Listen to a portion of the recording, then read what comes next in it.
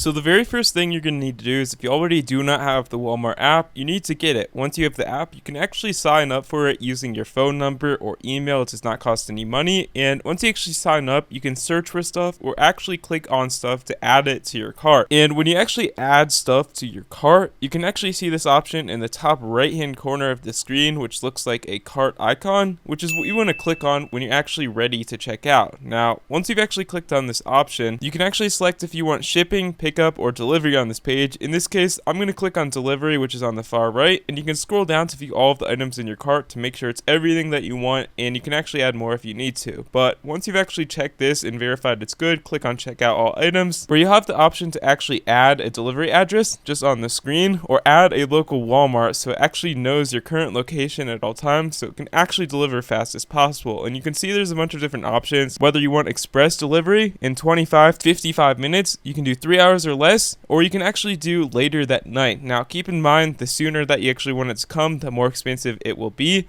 But basically, you can also select days in the future as well. And if your order is expensive enough, you can actually get no fees on the delivery, just free delivery. But basically, all you need to do is you select that option and then click on the continue option at the bottom of the screen, and that will allow you to check out. Or you can actually change it to pick up in the top middle of the screen if you want to do that as well instead of delivery. Because there are no fees for that, and it is a lot faster. So delivery or pick up to you. It's pretty easy to do. Found this helpful? Like and subscribe. We're trying to hit 10 million subscribers.